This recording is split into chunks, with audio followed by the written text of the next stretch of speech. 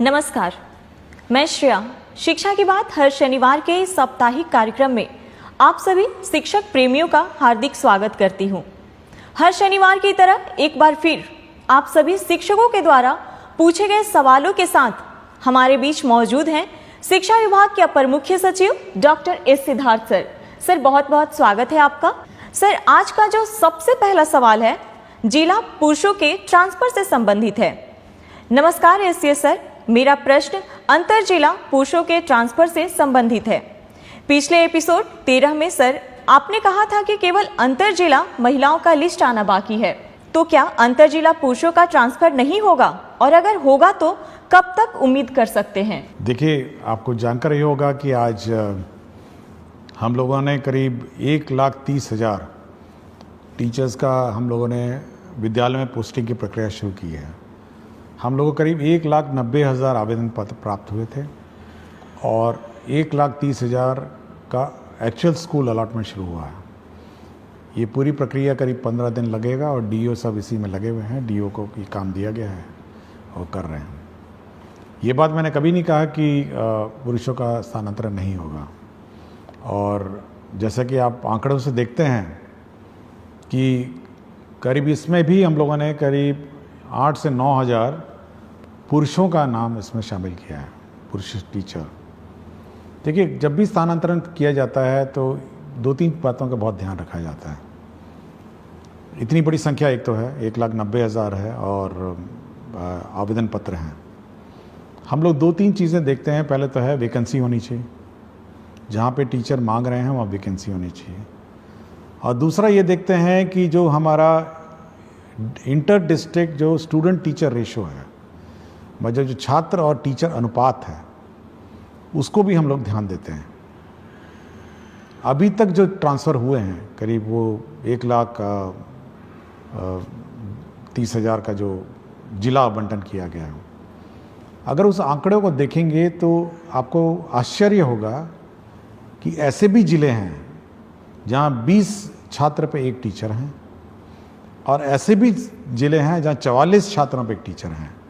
तो आप देखिएगा कि पूरे राज्य में कितना, मतलब इस अनुपात में भी अंतर आ गया है कि एक तरफ 20 छात्र पे एक टीचर हो गए, एक तरफ 44 छात्र में टीचर हो गए। भाई इस कारण से हुआ है क्योंकि जो टीचर उन ज़िलों में थे जहाँ पे 44 छात्र पर टीचर थे, वो सब ऐसे ज़िलों में चले गए हैं जहाँ पे पहले ही टीचर बहुत ज़्यादा थे।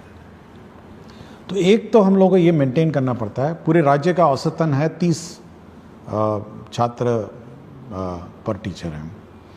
तो हम लोग को ये नियंत्रण रखना पड़ता है कि ऐसा ना हो कि अचानक एक ज़िला ऐसा हो जहाँ पे 10 छात्र हो जाएंगे एक टीचर पे। और जैसे ही ये ट्रांसफर्स होते हैं, देखिए एक चीज़ आपको सभी को सोचना भी चाहिए कि जहाँ से टीचर हटते हैं वहाँ स्कूल बंद भी होने लग जाते हैं। मतलब क्योंकि टीचर की कमी हो जाती है, जहाँ पे 5 टीचर थे अब 2 टीचर हो जाएंगे, तो स्कूल भी बंद होने लगते हैं। तो एक और जहाँ पे टीचर्स की अपनी व्यक्तिगत समस्याएं हैं, वहाँ पे सभी को छात्रों की भी समस्याओं को समझना चाहिए। मतलब छात्र भी, मतलब जहाँ उसको 5 टीचर आज थे, जैसे ही वो टीचर स्थानांतरण होकर चले जाएंगे उसके बाद 2 टीचर बच जाएगा, और वही 5-6 क्लासेस जो हैं वो अब 2 टीचर पढ़ाएंगे। तो कितना कठिनाई छात्र को होगा। तो ये सब देखते हुए हम लोग करते हैं। फिर भी हम लोगों ने 1,30,000 टीचर्स अकोमोडेट किए हैं, और सबसे ज़्यादा जो हम लोग का प्रेशर है, जो सबसे ज़्यादा टीचर्स का स्थानांतरण का जो दबाव है, वो है पटना ज़िला में। और पटना ज़िला में इतना ज़्यादा दबाव है, ऐसा लगता है जैसे, मतलब एक अनुमान हम कहेंगे कि 15,000 टीचर जो हैं और पटना की तरफ जिला का ऑप्शन दे चुके हैं। तो इतनी बड़ी संख्या में जैसे ही 15,000 टीचर हम लोग अकोमोडेट करने की कोशिश करते हैं, तो आप अनुमान लगा सकते हैं कि मतलब स्टूडेंट और टीचर रेशो पूरे राज्य का कितना मतलब अजीब हो जाएगा। तो हम लोग कोशिश कर रहे हैं। हम लोग जहाँ जहाँ पुरुषों ने मांगा, जहाँ पर वैकेंसीज थी, जहाँ जहाँ टीचर्स कम थे, हम लोगों ने वहाँ ज़िलों में पुरुषों को भी हम लोगों ने अकोमोडेट किया। अभी उनके इनबॉक्स में दिख नहीं रहा होगा, 1-2 दिन में वो भी पुरुषों में भी दिख जाएगा। तो धीरे धीरे जैसे जैसे वैकेंसीज आती जाएंगी या हम लोग को दिखने लग जाएंगी, हम लोग करेंगे। तो मैंने कभी ये नहीं कहा कि पुरुषों का नहीं करेंगे, हम केवल यही एक कंस्ट्रेंट है कि हम लोग शिक्षक छात्र अनुपात देखते हैं और वैकेंसी देखते हैं, और जैसे जैसे होगा होगा। लेकिन टीचर्स को भी समझना चाहिए कि छात्रों पर क्या गुजरती है और कितना कष्ट हमारे छात्रों पर होता है। सर, अगला सवाल है, आदरणीय अपर मुख्य सचिव, शिक्षा विभाग पटना बिहार, ज्ञातव्य है कि आपके द्वारा गठित समिति के निर्देशानुसार पिछले अप्रैल माह में लगभग 17,000 के आसपास शिक्षकों के स्थानांतरण हेतु जिला आवंटित कर दिया गया है, परंतु विद्यालय आवंटन की प्रक्रिया अभी भी अपूर्णता की ओर है। महोदय, अनेकानेक शिक्षक व शिक्षिका के पुत्र व पुत्री का नामांकन नए सत्र में नए विद्यालय में होने हैं। विद्यालय आवंटन की प्रतीक्षा में टकटकी लगाए बैठे अनेक शिक्षक व शिक्षिका अपने पुत्र पुत्री और प्रतिपाल्य का नामांकन नहीं करा पा रहे हैं। महोदय से विनम्रता पूर्वक अनुरोध है कि जिन शिक्षक व शिक्षिका का जिला आवंटन हो चुका है उन्हें यथाशीघ्र विद्यालय आवंटित कराने की महती कृपा करें। आपका ही अपना सेवक। देखिए, ये ज़रूर है कि थोड़ा विलम्ब हुआ है सभी को अपना विद्यालय अलॉटमेंट का, लेकिन मैं चाहूँगा कि सभी शिक्षकों को इसकी प्रक्रिया की भी थोड़ी जानकारी देना चाहता हूँ कि किस प्रकार कितना कठिन होता है ये स्कूल आवंटन का प्रक्रिया। देखिए, अगर कोई नया टीचर आता है, जैसे TRE 3 आपने देखा होगा, हम लोगों ने प्रखंड मांगा और सबको अलॉट कर दिया। ये बहुत सिंपल प्रक्रिया है कि नया टीचर आया और उसको स्कूल में। लेकिन यदि कोई TRE 1 और TRE 2 जिसको पूर्व में पहले ही स्कूल आवंटित है और वो ऑलरेडी पदस्थापित है, स्कूल में संचालित है, उसका ट्रांसफ़र सबसे डिफिकल्ट काम है, क्योंकि उसको उस स्कूल से हटाना है, दूसरे स्कूल में ले जाना है, और 38 जिलों से टीचरों को चलना है, मतलब शिफ्ट होना है, और 38 जिलों में पोस्टिंग करना है। मतलब आप अगर उस शीट को देखेंगे, जब शीट देखते हैं तो बिल्कुल भयावह दिखता है कि 1,90,000 टीचर जो पूर्व में किसी व्यवस्था से पोस्टेड थे और अपने अपने जिलों में पोस्टेड थे, कोई भी ऑर्डर से, जिस भी ऑर्डर से हो, रैंडम कर दिया गया हो या अन्य है, उस पूरी व्यवस्था को जब हम लोग फिर एक बार रिकैलकुलेट करते हैं और ऑप्शन के हिसाब से 1,90,000 अभ्यावेदन में से हम लोग करीब 1,30,000 हम लोग निकाल पाए हैं। 1,30,000 का मतलब ये है कि 1,30,000 टीचर इधर से उधर जा रहे हैं, मतलब स्कूल से दूसरे स्कूल जा रहे हैं, ये टीचर उधर से उधर जा रहा है। तो इतनी कॉम्प्लिकेटेड जो प्रक्रिया है, और उसमें ये भी देखना है कि जो टीचर जब जा रहा है तो उसका रिप्लेसमेंट दूसरा टीचर कर रहा है नहीं कर रहा है। पता चला मैथ्स का टीचर चला गया एक स्कूल छोड़ के, दूसरा मैथ्स का टीचर पहुंचा नहीं, या फिर प्राइमरी में 5 टीचर में थे, 3 टीचर चले गए, पता चला 3 टीचर रिप्लेस नहीं हुए। तो एक किसी स्थापित व्यवस्था जिसमें पहले से ही किसी व्यवस्था में पोस्टिंग TRE 1 TRE 2 हो गया हो या अन्य जो पोस्टिंग हो गया हो, उस पूरे पोस्टिंग व्यवस्था को फिर से अभ्यावेदन के हिसाब से मतलब उनके प्लेस ऑफ पोस्टिंग को परिवर्तित करने में बहुत मेहनत लगता है, और ये केवल एक सॉफ्टवेयर के माध्यम से ही हो सकता है कि लोग अपना करेंगे। और हम लोगों ने काम शुरू कर दिया है, जैसे कि मैंने पहले प्रश्न में बताया, और सभी को 23 से 30 तक नए स्कूल में ज्वाइन करना होगा, और 20 तारीख को सभी के ई-शिक्षा कोश के जो ऐप है, जो उनका वेबसाइट है, उसमें आपको ट्रांसफ़र ऑर्डर मिल जाएगा, और इसी हिसाब से वो अपना प्लानिंग कर सकते हैं। लेकिन टीचर्स को ये समझना चाहिए कि एक स्थापित पोस्टेड व्यवस्था जहाँ पे पहले ही पोस्टिंग हो गई हो, और जहाँ पर मेरे ख्याल से बहुत सारे टीचर ऐसे भी थे जो सोचे भी नहीं होंगे कि 3 साल पहले इनका ट्रांसफ़र हो सकेगा, और ये उम्मीद नहीं होगी, लेकिन हम लोगों ने उन संवेदनशील होकर उनसे आवेदन पत्र लिए, उनके कष्ट समझे, और हम लोगों ने कहा कि नहीं, हम लोग जहाँ तक संभव हो करेंगे, और हम लोगों ने 1,30,000 टीचर्स का सिलेक्शन किया और पोस्टिंग कर रहे हैं, और जो बच गए हैं वह भी निराश नहीं हो। हम लोग बाद में अब फिर रिकैलकुलेट करेंगे, जब सब टीचर्स पोस्टेड होंगे एक बार रिकैलकुलेट करेंगे और फिर इसका फिर वो पोस्टिंग का फिर हम लोग प्रक्रिया आरंभ करेंगे। और मैंने ये भी कहा है कि जो छूट गए हैं किसी कारण से, पूर्व के TRE1 TRE2 और सक्षमता हो, वो अपना एप्लीकेशन विड्रॉ भी कर सकते हैं और रीअप्लाई कर सकते हैं, ये मैंने कहा है। तो हम लोग बहुत ही संवेदनशील रहते हैं टीचर के उद्देश्य से, बट यह भी एक बैलेंस बनाना पड़ता है। एक और टीचर के कष्ट का को ध्यान रखना पड़ता है और दूसरी ओर बच्चे का भविष्य का भी ध्यान रखना है, वो ज़्यादा इम्पॉर्टेंट है मेरे लिए। बच्चे का 2 करोड़ बच्चे को टीचर मिले, उनको पढ़ाने वाला टीचर मिले, वो हमेशा वो चिंता में रहती है। टीचर का ट्रांसफ़र बड़ा आसान काम है, लेकिन बच्चे को एक शिक्षक देना ये बड़ा डिफ़िकल्ट काम है। तो ये बैलेंस बनाकर हम लोग चलते हैं, इसलिए टीचरों को निराश नहीं होना चाहिए। सरकार संवेदनशील है और मैं चाहूँगा कि वो लोग सभी टीचर्स नए पदस्थापन स्थान पे जब जाएंगे तो नए बच्चों को पढ़ाएंगे और उनका भविष्य देखेंगे। सर, एक अनिल कुमार सिंह, प्रभारी प्रधानाध्यापक, आदर्श बालिका +2 उच्च माध्यमिक विद्यालय रामगढ़ से हैं। कहते हैं, एसीए सर को सादर प्रणाम। आपका व्यक्तित्व संवेदनशीलता और शिक्षा में सुधार के प्रति आग्रह प्रेरित एवं प्रभावित करता है। सर, मेरे 2 सवालों में प्रथम सवाल है कि क्या विद्यार्थियों को डीबीटी के माध्यम से राशि उपलब्ध कराकर बाजार से किताबों की खरीद की व्यवस्था की जा सकती है?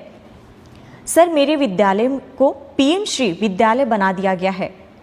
दूसरा प्रश्न इसी से संबंधित है कि विभाग पीएम श्री विद्यालयों की व्यवस्था के संदर्भ में विभाग क्या सोच रखती है? देखिए, पहले किताबें छपती थी और विलम्ब होता था, और ऐसे भी हुआ कि सत्र शुरू हो गया, नवंबर में जाके किताबें में मिली हैं कुछ सालों में। लेकिन फिर सरकार ने सोचा कि चलिए डीबीटी कर देते हैं। देखिए, डीबीटी में एक बहुत बड़ी समस्या है। एक तो किताबें मिलना बाज़ार में, और समय पे इतनी सारी किताबें मिलना, मतलब आप समझ सकते हैं 2 करोड़ बच्चे हैं और बच्चों को किताब नहीं मिली, बाज़ार में भी किताब उपलब्ध नहीं हुई, पब्लिशर्स ने प्रिंट नहीं किया और बड़ी ख़राब किस्म की क्वालिटी की किताब मिली। ऐसे भी हुआ कि बच्चे पुरानी किताबें इधर उधर से बोरो करके लिए। लेकिन अब ये व्यवस्था है कि किताबों की छपना की प्रक्रिया जो है वो परिवर्तित हो गई है। आप देखेंगे, हम लोगों ने अब कल ही मेरी समीक्षा हुई और हम लोगों ने 1 अप्रैल 2025 में जो किताबें दी जानी है उसकी छपाई पर निर्णय अब कल ही हम लोगों ने ले लिया कि कल हम लोगों ने कहा कि नहीं, एक प्रक्रिया आरंभ की जाए और वो 1 अप्रैल 2026 में बंटनी है। तो आप सोच सकते हैं कि कितना लंबा प्लानिंग इसका होता है, ताकि हम लोग का ये है उद्देश्य है कि सत्र शुरू होने से पहले, मतलब 1 अप्रैल जो स्कूल क्लास शुरू होगी उससे पहले कम से कम 1 महीने पहले किताबें पहुंच जाएं। और इस बार चुनाव भी है बीच में, तो इसलिए हम लोगों ने जल्दी शुरू किया है कि किसी प्रकार का व्यवधान ना हो, समय पे किताबें छप जाएं, ताकि 1 अप्रैल 2026 में ये किताबें, नई किताबें मिल जाएं। और साथ ही साथ जो किताबों में परिवर्तन भी करना है, रिवीजन हर साल होता है, तो इस साल किताबों का रिवीजन भी शुरू हो गया है और करीब हम लोग को लगता है कि सितंबर 1 से किताबें एक्चुअली प्रिंटिंग शुरू हो जाएगी और किताबें पहुंचने लग जाएंगी स्कूल में करीब जनवरी, फरवरी, मार्च में।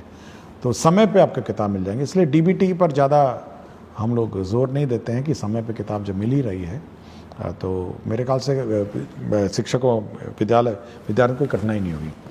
दूसरा, उन्होंने कहा पीएम श्री। ये पीएम श्री जो विद्यालय हैं ये भारत सरकार की सेंट्रली स्पॉन्सर्ड स्कीम है और इसके अंतर्गत जो स्कूल हैं उसको एक आदर्श स्कूल बनाना है। उसके बिल्डिंग कंप्लीट होने हैं, साथ ही इंफ्रास्ट्रक्चर का कंप्लीट होना है, इसके लेबॉर्ट्रीज कंप्लीट होने हैं, साथ ही साथ उसके म्यूज़िक, स्पोर्ट्स, सारे मतलब सभी उसके आयाम उसका कंप्लीट करने हैं। और साथ ही साथ टीचरों का प्रशिक्षण है और उसका जो सॉफ्ट स्किल्स हैं स्कूल में सभी देना है। तो एक परिपूर्ण, मतलब full complete school in all respect, वो बनाने का उद्देश्य है और मेरे ख्याल से ये बहुत ही अच्छी योजना है पीएम श्री। हम लोग तो चाहेंगे कि और ज़्यादा हो, बट हम लोग कोशिश कर रहे हैं कि भारत सरकार और सैंक्शन करे। लेकिन इस साल काफ़ी संख्या में पीएम श्री स्कूल सैंक्शन हुए हैं और इसका इम्प्लीमेंटेशन उन्होंने शुरू कर दिया। अगला सवाल डॉक्टर संतोष कुमार राणा एवं समस्त विख्यातागण डायट रामबाग मुजफ्फरपुर से। कहते हैं, महोदय सादर नमस्कार। हम डायट रामबाग मुजफ्फरपुर के विख्यातागण यह जानना चाहते हैं कि जब हमने सेवा पुष्टि हेतु सभी आवश्यक दस्तावेज समय पर जमा कर दिए हैं, विभागीय प्रक्रियाओं का पूर्ण पालन किया है तथा निरंतर निष्ठा व कर्तव्य परायणता के साथ शैक्षिक कार्यों का निर्वहन करते आ रहे हैं, तो क्या विभाग अब हमारी सेवा पुष्टि की प्रक्रिया जो विगत 5 वर्षों से लंबित है को शीघ्रता से पूर्ण करने हेतु आवश्यक और प्रभावी कार्रवाई करेगा? आपकी सकारात्मक एवं शीघ्र पहल की हम अपेक्षा करते हैं। देखिए, ये बड़ा दुखद बात है कि 5 साल हो गए हैं और सेवा संपुष्ट नहीं हुई है। तो जिसने भी विलंब किया उस पर तो कार्रवाई होगी और मैं चाहूँगा कि अगला 1 सप्ताह में इनका समाधान हो जाए। और हम लोग का हमेशा ये रहा है कि जो सेवा पुष्ट है, सेवा संपुष्टि है, अगर कागजात सभी पूरे हो गए होंगे तो संपुष्टि समय पे हो, ऐसे विलम्ब नहीं हो। और विलम्ब होगा तो संबंधित पदाधिकारी या कर्मचारी जो भी होगा उस पर कार्रवाई होगी। तो कार्रवाई तो होगी, लेकिन काम भी हो जाना चाहिए और 1 सप्ताह में इसको हम लोग करवा देंगे। अगला सवाल अनिल कुमार पांडे, माध्यमिक शिक्षक, उत्क्रमित माध्यमिक विद्यालय धुरलक समस्तीपुर से। माध्यमिक स्तर के गणित विषय को सुलभ व सरल बनाने की भविष्य में विभाग की कोई योजना है? जैसे गणित विषय के शिक्षकों का विशेष प्रशिक्षण, अभ्यास पुस्तिका का विभाग द्वारा बच्चों के लिए उपलब्धता, आधुनिक तकनीक के उपयोग की संभाव्यता या अन्य? देखिए, मैथ्स बहुत इम्पॉर्टेंट सब्जेक्ट है और मैं पिछले बहुत सारे एपिसोड में मैंने कहा है। हम लोगों ने पिछले बार 100 दिन वाला कैंपेन भी चलाया था कि 100 दिन केवल मैथ्स और रीडिंग की क्लासेस, पहले क्लास और दूसरी रहेगी। हम लोगों ने एक FLN भी हम लोगों ने डेवलपमेंट प्रोसेस किया, बहुत सारे FLN किट्स भी डेवलप हुए। और हम लोग का है कि मैथ्स जैसे सब्जेक्ट है, बहुतों को कठिन भी लगता होगा, लेकिन FLN किट के माध्यम से उसको सरल बनाया जा सकता है और लर्निंग भी ईजी बनाई जा सकती है। और मैं पिछली बार जब ACRT में एग्जीबिशन में गया था तो बहुत अच्छे इनोवेटिव FLN किट्स भी थे जो मैथ्स से संबंधित थे, केवल मैथ्स से संबंधित थे। और मैं चाहूँगा ACRT इसको प्रचार प्रसार करे और टीचर्स का ट्रेनिंग दे, और टीचर्स के ट्रेनिंग में कम से कम ये FLN किट्स कैसे मैथ्स पढ़ाए जाएं इस पर विशेष ध्यान दें। और साथ ही साथ SCRT में भी हम लोग इस बार जो टीचर्स ट्रेनिंग का जिस साल का सत्र है उसमें FLN और मैथ्स और रीडिंग एबिलिटीज़ बच्चों में कैसे डेवलप की जाए इस पर ट्रेनिंग पे हम लोग जोर देंगे। सर, अगला सवाल भूपेंद्र कुमार त्रिपाठी, मध्य विद्यालय कर्मा, गुरारू गया, BPSC TRE 2 द्वारा चयनित गणित विज्ञान का शिक्षक है। महोदय, आपका ये हर शनिवार का संवाद करना काफ़ी सराहनीय है और हमें आपसे जुड़ने और आपको सुनने का मौका मिलता है, जिससे पूरा शिक्षक समाज काफ़ी लाभान्वित होता है। महोदय, बिहार में ट्यूशन की वैल्यू इतनी ज़्यादा है कि बच्चे स्कूल ना आकर वहाँ जाते हैं, और सबसे बड़ी विडंबना यह है कि सरकार को मालूम है कि काफ़ी सारे ट्यूशन टीचर स्कूल के समय में ही क्लासेस चलाते हैं। इस वजह से काफ़ी बच्चे स्कूल नहीं आते। इस पर सरकार कोई कार्यवाही क्यों नहीं कर रही है? मैं पिछले साल से अब तक कई बार गांव में जाकर और पेरेंट्स टीचर मीटिंग करके लोगों को समझा चुका हूं, परंतु अभी भी बहुत सारे बच्चे रेगुलर स्कूल नहीं आते हैं। इसके लिए सरकार क्या कदम उठाएगी?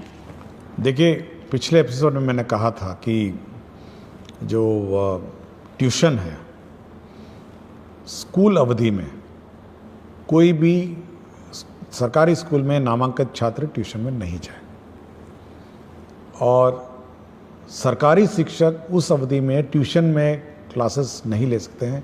यह पूर्ण रूप से प्रतिबंधित है। और यह भी प्रतिबंधित है कि कोई भी सरकारी शिक्षक ट्यूशन नहीं पढ़ा सकते हैं, ये बिल्कुल प्रतिबंधित है। और यदि कोई शिक्षक जानबूझ के और इस मतलब जबरदस्ती या जानबूझ के इस रूल का उल्लंघन करता है कि मतलब वो सरकारी शिक्षक जो है वो किसी ट्यूशन क्लास मतलब ट्यूशन कोचिंग सेंटर में पढ़ाएगा, तब तो उस पर कार्रवाई हो जाएगी। उसका काम ये है कि जो हमारे स्टूडेंट हैं, सरकारी स्कूल में स्टूडेंट हैं, उनको पढ़ाए। यह बिल्कुल अलाउड नहीं है कि कोई भी सरकारी टीचर किसी कोचिंग सेंटर में पढ़ाएंगे। ये मैं बिल्कुल स्पष्ट कर दिया हूँ और इस संबंध में हम लोग स्पष्ट निर्देश भी देंगे। और कोई कंप्लेंट आएगा तो उस पर तो कार्रवाई हो जाएगी, क्योंकि यह हम लोग नहीं चाहते हैं कि एक कोई स्टूडेंट मतलब यह देखे कि अपना टीचर ही जब चला गया ट्यूशन पढ़ाने तो वो भी चला जाएगा, नहीं, स्वाभाविक है। तो यह पब्लिक को भी अलर्ट होना है और बाकी टीचर्स को भी अलर्ट होना है कि किसी भी परिस्थिति में सरकारी शिक्षक ट्यूशन नहीं पढ़ाएंगे और सरकारी स्कूल में जो नामांकित छात्र हैं वह ट्यूशन सेंटर में नहीं जाएंगे ट्यूशन अवधि में, मतलब सॉरी, जो स्कूल अवधि में। स्कूल का अवधि के बाद वो अपना ट्यूशन जहाँ लेना लें और प्राइवेट टीचर अपना जो पढ़ाना पढ़ाएं, वो हमको कोई आपत्ति नहीं। लेकिन ये बिल्कुल बहुत ही स्पष्ट है। और हम लोग biometric attendance, photo based attendance शुरू करने वाले हैं स्टूडेंट्स का भी। तो जल्दी जैसे लौटेंगे अपने समर वेकेशन से, तो स्टूडेंट्स का बायोमेट्रिक अटेंडेंस भी हम लोग कंपलसरी कर देंगे। तो यह हम लोग यह टॉलरेट नहीं करेंगे कि स्टूडेंट्स क्लास मिस करें, क्लास से गायब रहें, अन्यथा कहीं घूम रहे होंगे। ये बायोमेट्रिक अटेंडेंस स्टूडेंट्स का भी हम लोग समर वेकेशन के बाद शुरू कर देंगे। सर, अगला सवाल है। नमस्कार एससीएस सर, मैं राशिद आलम यूएमएस भीमाइन खैरा जमुई में उर्दू टीचर के रूप में कार्यरत हूँ। सर, मेरे स्कूल में उर्दू के स्टूडेंट हैं, उर्दू में पढ़ाई भी होती है, लेकिन एग्ज़ाम के क्वेश्चन पेपर उर्दू सब्जेक्ट का नहीं आता है। मजबूरन संस्कृत सब्जेक्ट का एग्ज़ाम लेना पड़ता है। कृपया इसका सॉल्यूशन कीजिए। नहीं, ये बिल्कुल गलत है और मैं ये चेक करूँगा कि उर्दू का पेपर क्यों नहीं गया। उर्दू का अगर पढ़ाया जाता है तो उर्दू का पेपर जाना चाहिए, संस्कृत का पढ़ाया जाता है तो संस्कृत जाना चाहिए। ये बिल्कुल गलत है कि उर्दू पढ़ के संस्कृत लिखेगा या संस्कृत पढ़ के उर्दू है, नहीं, ये गलत, बिल्कुल गलत। और जहाँ पर भी लापरवाही हुई है मैं इसको चेक करूँगा। सर, अगला सवाल नरेश कुमार निराला जिलाधिकारी से पुरस्कृत विशिष्ट शिक्षक आदर्श प्राथमिक विद्यालय केवला से। कहते हैं, जी नमस्कार सर, शिक्षा की बात शनिवार मेरा प्रश्न है कि वर्ष 2007 में हजारों नवसृजित प्राथमिक विद्यालय खोला गया और सैकड़ों प्राथमिक को उत्क्रमित कर मध्य विद्यालय बनाया गया, जो काफ़ी सराहनीय कार्य रहा। अभी भी बहुत से ऐसे पंचायत है जहां नवसृजित प्राथमिक विद्यालय खोलने की अति आवश्यकता है और ऐसे कुछ प्राथमिक विद्यालय भी हैं जिसे उत्क्रमित कर मध्य विद्यालय बनाने की जरूरत है।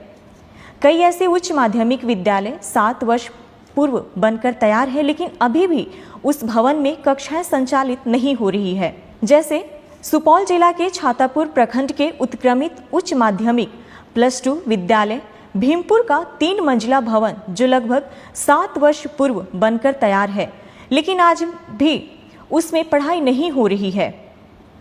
सरकार और विभाग नए प्राइमरी स्कूल खोलने और कुछ प्राइमरी स्कूल को मध्य विद्यालय में उत्क्रमित करने और भवन बने उच्च माध्यमिक विद्यालय में कक्षा संचालित करने पर क्या विचार रखती है?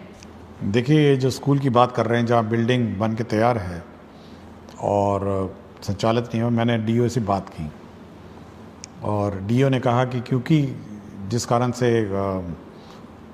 जब हेडमास्टर को आदेश दिया गया था उसने वहाँ अपना स्कूल शिफ्ट नहीं किया, जिसके कारण से डीओ पे जो हेडमास्टर है उस पर कार्रवाई भी हुई। और मेरा बिल्कुल स्पष्ट है, जो डीओ ने कहा कि वहाँ पे पानी जमता है या रोड का कोई इश्यूज़ है, उसने बहुत सारे कारण बताए, तो मैंने उसको स्पष्ट कहा है कि सोमवार से स्कूल शुरू हो जाना चाहिए और सोमवार से क्लास का संचालन स्कूल में हो जाना चाहिए। मैंने बिल्कुल स्पष्ट कहा है और अगर नहीं होगा तो मैं डीओ पे कार्रवाई कर दूँगा। तो ये बिल्कुल स्पष्ट है कि अगर स्कूल बनकर तैयार होगा तो शुरू हो जाना चाहिए और क्लास से शुरू हो जानी चाहिए। कोई कारण नहीं होना चाहिए कि वहाँ स्कूल नहीं हो। दूसरा है कि हम लोग अभी भी बहुत सारे कई जगह दिखते हैं कि प्राइमरी स्कूल का अभाव है। अभी हाल ही में मैं नवादा गया था, तो जो कोडरमा का बॉर्डर है, ज़िले हैं पहाड़ों पे, कुछ लोग वहाँ से आए थे और वो अपने गांव में प्राइमरी स्कूल की मांग कर रहे थे कि भाई हमारे यहाँ स्कूल होना चाहिए।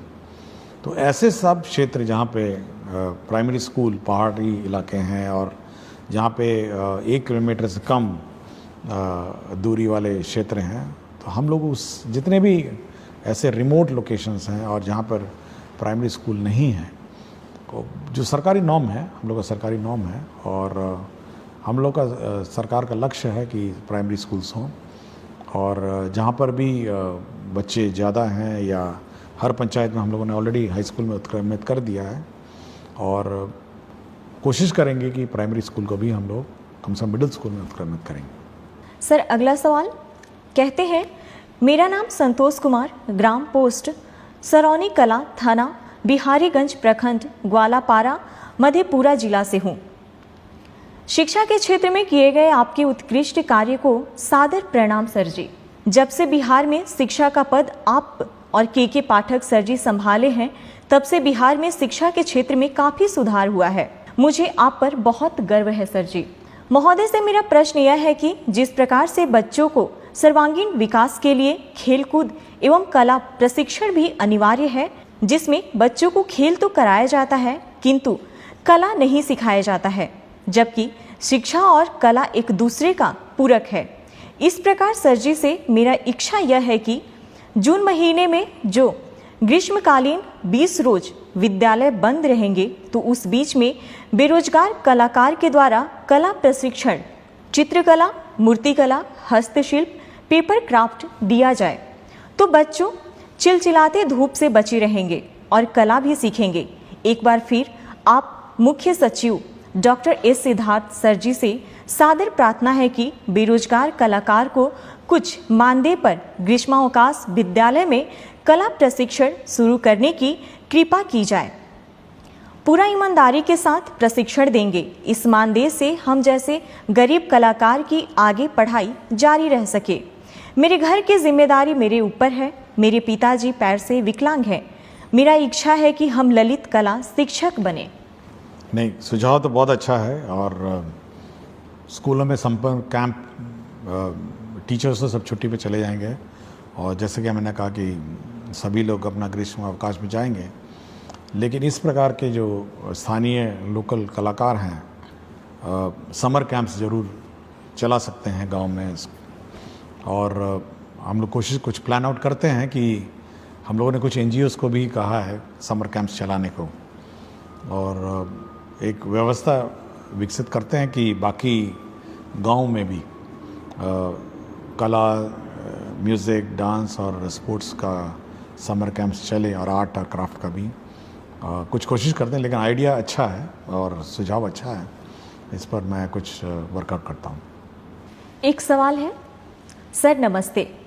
मैं शशिकांत कुमार, प्राथमिक विद्यालय ताती टोला, बभन गामा, जिला खगड़िया से में 2014 से शिक्षक के रूप में कार्यरत हूँ। मुझे समाज सेवा करना अच्छा लगता है। सरकार के द्वारा किसी प्रकार की योजना सरजमी तक लाना एक कठिन परिश्रम है। बदलते समय में हर व्यक्ति अपने निजी स्वार्थ के कारण सरकार के द्वारा महत्वाकांक्षी योजना को लोगों तक नहीं पहुंचा पाते हैं। सर, अब मैं राष्ट्रीय शिक्षा नीति 2020 में प्रथम कक्षा से नीचे 2 कक्षा का संचालन करने की चर्चा है, जिसमें आंगनबाड़ी प्रत्येक वार्ड में संचालित किया जाता है, और आंगनबाड़ी में 2 महिला स्टाफ सेविका और सहायिका होते हैं। छोटे बच्चों का प्रथम स्कूल आंगनबाड़ी ही होते हैं, परंतु मध्यम वर्ग के बच्चे प्ले स्कूल जाते हैं। आंगनबाड़ी में 2 महिला स्टाफ, सेविका और सहायिका का कार्य। सेविका प्रधान संचालन करता एवं सहायिका बच्चों को लाना और मध्याह्न भोजन बनाकर खिलाना।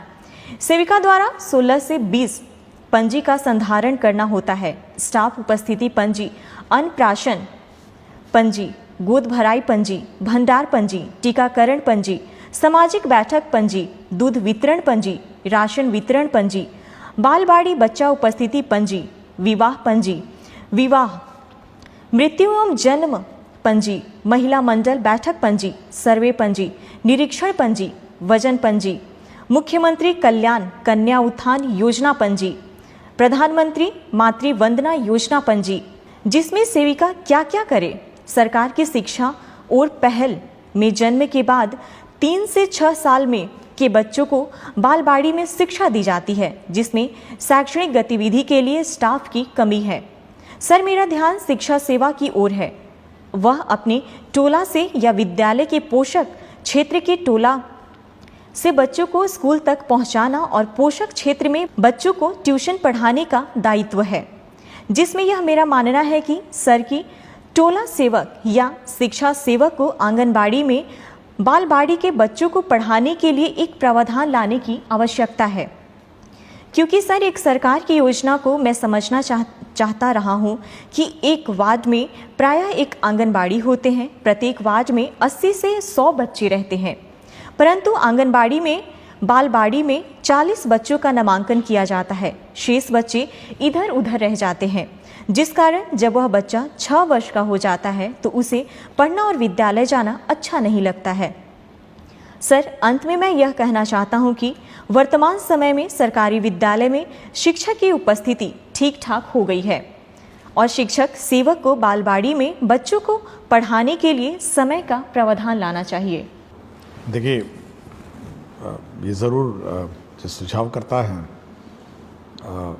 उन्होंने आंगनबाड़ी में जितने प्रतिवेदन और प्रपत्र भरने पड़ते हैं, मैं भी बड़ा आश्चर्य हुआ कि इतनी रिपोर्ट्स और कागजात किसी आंगनबाड़ी सेविका को भरने पड़ते हैं। मैं भी बहुत आश्चर्य रहा और बहुत अच्छा उन्होंने जानकारी दी। हम लोग का ये जो कार्यक्रम है उसमें ये है कि जितने भी हम लोग आंगनबाड़ी के बच्चे हैं वो तो आंगनबाड़ी में पढ़ते हैं, 40 बच्चे जैसे कहा, और बाकी बच्चों को प्री स्कूल के रूप में जो प्राइमरी स्कूल है उसमें रखने का प्रावधान है। और हम लोग ने शुरू ही किया अभी कि जितने भी नॉन आंगनबाड़ी, जो आंगनबाड़ी में बच्चे नहीं हैं, उनको प्ले स्कूल के रूप में प्राइमरी स्कूल में रखा जाए, और जिसको कहते हैं प्री प्राइमरी, और उसमें रखने के बाद 2 साल रखने के बाद फिर वो बच्चे अपना स्कूल में आ जाएंगे। तो ये व्यवस्था करने के लिए हम लोगों ने कार्यक्रम बनाया और ऑलरेडी हम लोग बहुत स्कूल में शुरू कर चुके हैं, और मैं ज़रूर इसका रिव्यू करूँगा कि सभी प्राइमरी स्कूल्स में प्री प्राइमरी क्लासेस भी हों जहाँ पे ये सब बच्चे रहें, और साथ ही साथ आंगनवाड़ी में तो है ही हैं बच्चे, तो ये रिव्यू करूँगा। और ये अच्छा सुझाव था कि जो टोला सेवक हैं, तालीमी मरकज़ हैं और अन्य जो साधन सेवी सब हैं, तो ये सब इसमें सहयोग कर सकेंगे, और बच्चे कम से कम प्राइमरी स्कूल से पहले 2 साल पहले ही स्कूल में कम से कम 1 घंटा आएँ और बैठें और जाएँ। ये व्यवस्था हम लोग लागू करें। बहुत बहुत शुक्रिया सर। अगला सवाल एक शिक्षिका प्रखंड पोठिया किशनगंज से हैं। महोदय, मैं 14 वर्षों से प्रभार में हूँ। आए दिन बच्चों की उपस्थिति बढ़ाने के लिए नए नवाचार करती रहती हूँ, परंतु सहायक शिक्षकों द्वारा विद्यालय में कभी उपस्थिति को लेकर गंभीरता नहीं दिखाई देती है। क्या बच्चों के उपस्थिति की जिम्मेदार केवल प्रधान शिक्षकों की है? क्या ड्रॉप आउट हुए बच्चों को विद्यालय से जोड़ने में वर्ग शिक्षकों की कोई भूमिका नहीं? देखिए, जैसे कि कहा है कि हम लोगों ने हर क्लास के लिए क्लास टीचर अपॉइंट करने को कहा है, और उस क्लास टीचर की जवाबदेही है कि उसके जो बच्चे हैं वो सभी स्कूल आएँ और मॉनिटर उसको करना है। ये प्रधान अध्यापक का काम नहीं। प्रधान अध्यापक का काम है कि भाई वो इकट्ठा करेंगे आंकड़े, लेकिन हर क्लास का अपना इंडिविजुअल क्लास टीचर है और उसको मॉनिटर करना है कि कौन बच्चा आया, कौन बच्चा नहीं आया, और यह उसका काम है। यह नहीं कह सकता कि भाई प्रधान अध्यापक जाने कि कौन सा बच्चा आ रहा है, जा रहा है। ये हर क्लास टीचर, हर क्लास का टीचर को है। और यह भी हम लोगों ने कहा है कि उसी का काम है मिड डे मील उसको खिलाना, उसी का काम है कि वो मिड डे मील खाया नहीं खाया, अटेंडेंस चेक करना, अटेंडेंस दस्तखत करना, तो सारा काम उसी का है। तो हर क्लास का क्लास टीचर को अपनी जवाबदेही निर्धारित है और उसकी रिस्पॉन्सिबिलिटी। अगला सवाल सर, मैं सुहानी कुमारी वर्ग 7वीं कन्या मध्य विद्यालय अमला टोला में पढ़ती हूँ, लेकिन मुझे अभी तक पुस्तक नहीं मिला है। अब तो कुछ दिनों में गर्मी की छुट्टी होने वाली है। समझ नहीं आ रहा है कि बच्चे बिना पुस्तक के कैसे पढ़ेंगे। सिद्धार्थ सर से मेरी विनती है कि हम बच्चों को जल्द से जल्द पुस्तक प्राप्त करवाएं।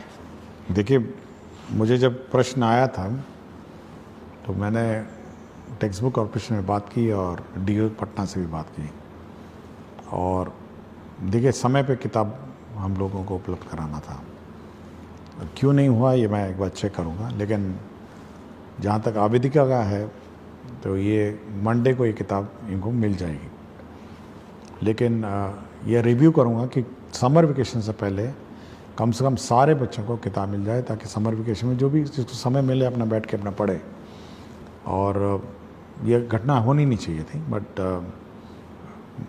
मंडे को इसको किताब मिल जाएगी। लेकिन कोशिश करेंगे कि अब ये डिले नहीं हो।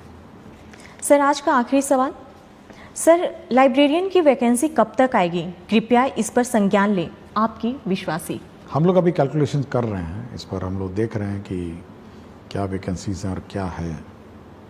एक बार देख लेंगे, उसके बाद इस पर निर्णय करेंगे। बहुत बहुत धन्यवाद सर। अगले सप्ताह फिर से मुलाकात होगी शिक्षा की बात हर शनिवार के साथ।